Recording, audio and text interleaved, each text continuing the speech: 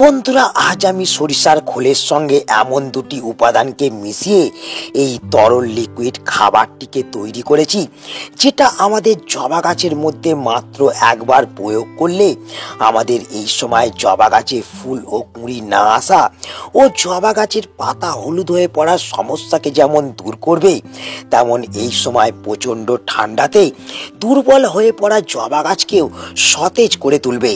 কারণ এই খাবারটির মধ্যে আছে গাছের প্রত্যেকটা পুষ্টিমৌল, যা আমাদের এই সময় মাত্র 7 দিনে প্রতিটা জবা গাছের মধ্যে কুঁড়ি ও ফুল আনতে সাহায্য করবে।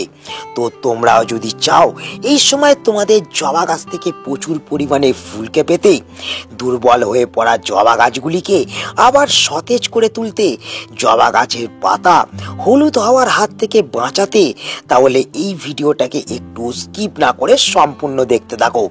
কারণ আজ আমরা এই ভিডিওতে জানবো এই তরল খাবারটিকে বাড়িতে কিভাবে আমরা তৈরি করতে পারবো, জবা গাছে কিভাবে এই খাবারটিকে আমরা ব্যবহার করতে পারবো, বা এই খাবারটিকে ব্যবহার করে আমরা কোন কোন বেনিফিটকে পেতে পারবো। তো আজ এই সমস্ত গুরুত্বপূর্ণ তথ্যগুলিকে তোমাদের জানতে এবং বুঝতে হতে গেলে ভিডিওটা শুরু থেকে শেষ পর্যন্ত দেখতে হবে এবং শুরুতেই একটা লাইক করে দিতে হবে। যারা নতুন বন্ধু, চ্যানেলে প্রথম, অবশ্যই কিন্তু চ্যানেলটাকে সাবস্ক্রাইব করে রাখবে। বন্ধুরা, সাধারণত আমরা এই সরিষার খোলের লিকুইড তরল সারকে এই শীতকালে জবা গাছের মধ্যে প্রচুর পরিমাণে ফুল আনার ক্ষেত্রে একটি আদর্শ খাবার হিসেবে ব্যবহার করে থাকি। কিন্তু বর্তমান সময়ে দেখা যাচ্ছে নর্মালি এই সরিষার খোলের লিকুইড তরলকে আমরা গাছের মধ্যে প্রয়োগ করেও আমাদের গাছের মধ্যে আমরা সঠিকভাবে কুঁড়ি এবং ফুলকে আনতে পারছি না। গাছের পাতা হলুদ হয়ে গাছ থেকে ঝরতে আরম্ভ করছে, আবার কোনো কোনো গাছ দুর্বল হয়ে পড়তেও আমরা লক্ষ্য করতে পারছি। তো আমাদের এই সময় যেটা করতে হবে, আমাদের জবা গাছের মধ্যে প্রচুর পরিমাণে এই সময় ফুলকে পেতে হতে গেলে আমাদের জবা গাছের পাতা হলুদ হওয়ার হাত থেকে এই সময় আমাদের বাঁচাতে হতে গেলে এবং প্রত্যেকটা দুর্বল হয়ে পড়া জবা গাছকে আবার পুনরায় আমাদের সতেজ করে তুলতে হলে আমাদের এই সরিষার খোলের লিকুইড তরল সারকে আরও কিন্তু পাওয়ারফুল করে তুলতে হবে। এবং তার জন্য আমাদের যেটা করতে হবে, এই তরল লিকুইড সারটির সঙ্গে আমাদের কিন্তু দুটি উপকরণকে মেশাতে হবে, যার ফলে এই তরল লিকুইড খাবারটি আরও শক্তিশালী হয়ে উঠবে এবং মাত্র 7 দিনের ভেতর আমাদের প্রত্যেকটা জবা গাছের মধ্যে আমরা কিন্তু ভরে ভরে কুঁড়ি এবং ফুলকে আনতে পারবো।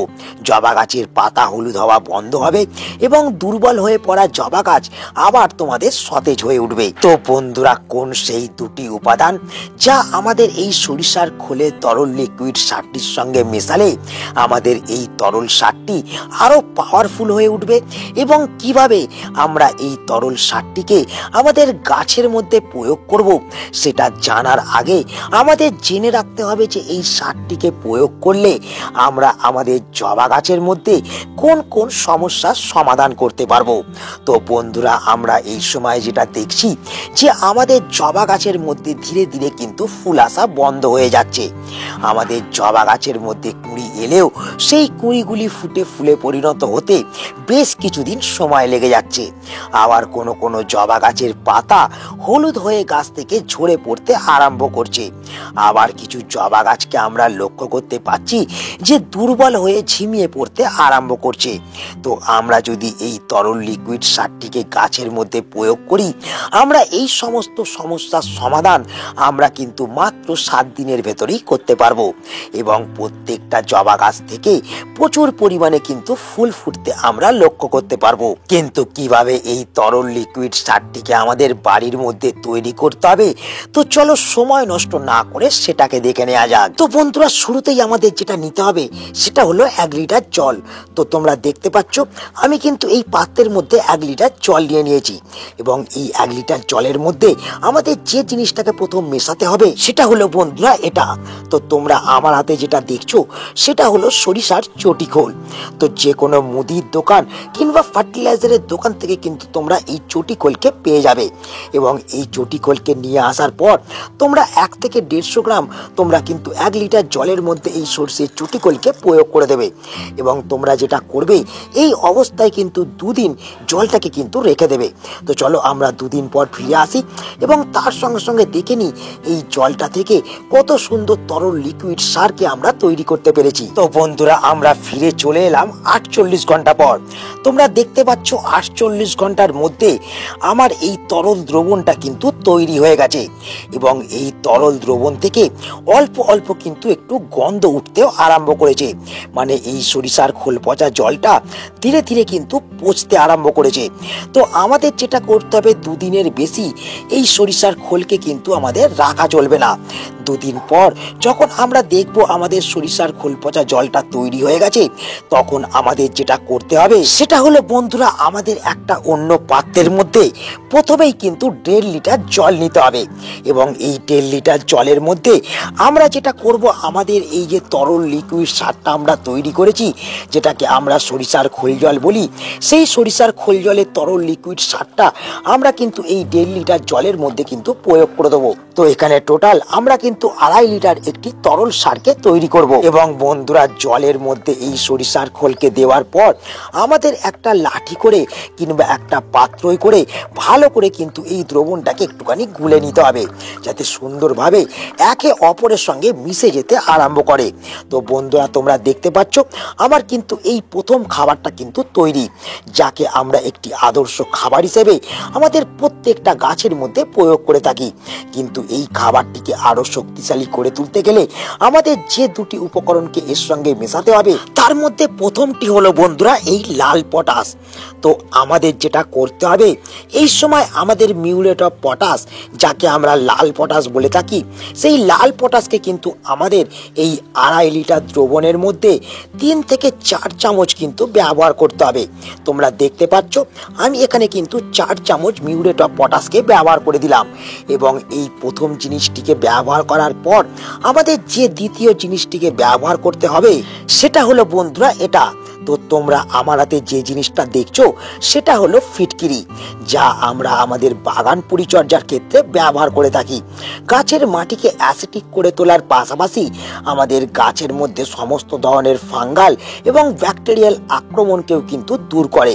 তো বন্ধুরা, এই জিনিসটাকে আমাদের কিন্তু এই দ্রবণটার মধ্যে প্রয়োগ করতে হবে। কিন্তু কিভাবে, কতটা পরিমাণে আমরা প্রয়োগ করব? তো বন্ধুরা, আমরা যেটা করব, এই 1 টুকরো ফটকিরিকে আমরা কিন্তু এইভাবে একটু গুঁড়ো করে নেব।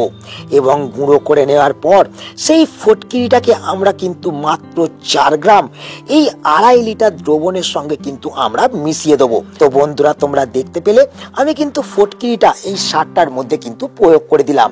এরপর আমাদের যেটা করতে হবে, আমাদের এই দ্রবণটাকে বেশ কিছুক্ষণ ধরে কিন্তু আমাদের একটু গুলে নিতে হবে, যাতে এই দ্রবণের মধ্যে দেওয়া প্রত্যেকটা উপকরণ এই জলের সঙ্গে মিশে যায় এবং এই দ্রবণটা যাতে আরো পাওয়ারফুল হয়ে উঠতে পারে।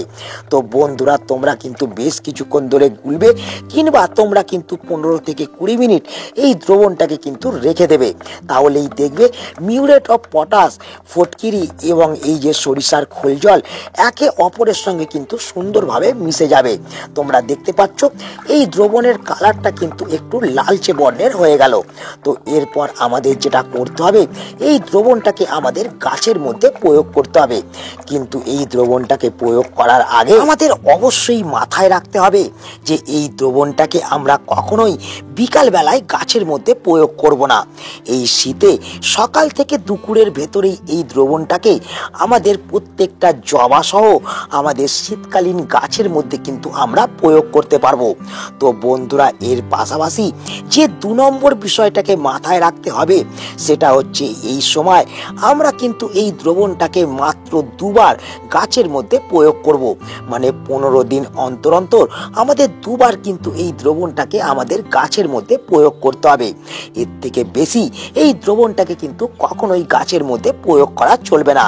এবং এই দ্রবণটা তৈরি হওয়ার পর আর এই দ্রবণটাকে কিন্তু স্টোর করেও আমরা রাখতে পারবো না। তো বন্ধুরা, এই 3টি নিয়মকে মেনে আমরা যদি এই দ্রবণটাকে সঠিক মাত্রায় গাছের মধ্যে প্রয়োগ করতে পারি, তবেই কিন্তু আমরা মাত্র 7 দিনের ভেতর বেনিফিটকে লক্ষ্য করতে পারবো।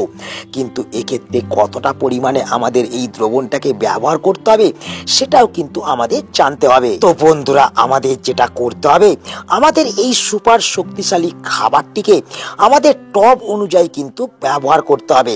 তো তোমরা দেখতে পাচ্ছ আমার এখানে জবা গাছের টবটা কিন্তু ছোট, একটা 8 ইঞ্চির টব। তো এই 8 ইঞ্চির টবের জন্য আমরা যেটা করব, আমরা কিন্তু 300 ml ব্যবহার করব। তোমরা দেখতে পেলে আমি প্রথমে 150 ml ব্যবহার করলাম, এরপর কিন্তু আমরা আরো 150 ml এর মধ্যে প্রয়োগ করে দিলাম। এবং এর থেকে যেসব টব বড়, সেই সমস্ত টবের মধ্যে কিন্তু আমরা এই দ্রবণটাকে 400 ml পর্যন্ত প্রয়োগ করতে পারি।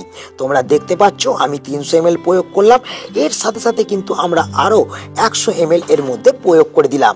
মানে আমাদের যেটা করতে হবে, পর্যাপ্ত পরিমাণে কিন্তু খাবারকে এই সময় গাছের মাটির মধ্যে প্রয়োগ করতে হবে। তো বন্ধুরা, শুধুমাত্র আমরা জবা গাছ নয়, এর পাশাপাশি আমরা আমাদের ছাদ বাগানের মধ্যে থাকা গোলাপ সহ প্রত্যেকটা শীতকালীন গাছের মধ্যে আমরা কিন্তু এইটা প্রয়োজন অনুযায়ী কিন্তু ব্যবহার করে দেবো। তোমরা দেখতে পাচ্ছ আমি কিন্তু আমার গোলাপ গাছের মধ্যে প্রয়োগ করে দিলাম। তো বন্ধুরা, এই সময় যদি আমরা আমাদের এই সুপার শক্তিশালী খাবারটিকে বাড়ির মধ্যে তৈরি করে আমাদের ছাদ বাগানের মধ্যে থাকা আমাদের গোলাপ সহ শীতকালীন গাছ এবং তার সঙ্গে সঙ্গে জবা গাছের মধ্যে প্রয়োগ করতে পারি, তাহলে প্রত্যেকটা গাছ থেকে আমরা কিন্তু প্রচুর পরিমাণে এই সময় ফুলকে পেতে পারবো। এবং তার সঙ্গে সঙ্গে গাছের পাতা হলুদ হয়ে যাওয়া, গাছ ঝিমিয়ে দুর্বল হয়ে পড়া সমস্যাকেও আমরা কিন্তু নিমেষেই দূর করতে পারবো। তো তাই আজ এখানেই আমি ভিডিওটাকে শেষ করছি। আশা করি এই ভিডিওটা তোমাদের সকলের কাজে লেগেছে। যদি ভিডিওটা ভালো লাগে, কাজের মনে হয়, তাহলে অবশ্যই ভিডিওটাকে একটা লাইক করে দেবে, তোমাদের বন্ধুদের কাছে শেয়ার করে দেবে। যারা নতুন বন্ধু চ্যানেলে প্রথম, অবশ্যই কিন্তু চ্যানেলটাকে সাবস্ক্রাইব করে রাখবে। তো দেখা হচ্ছে আবার একটা নতুন ভিডিওতে। সকলে ভালো থেকো, নমস্কার।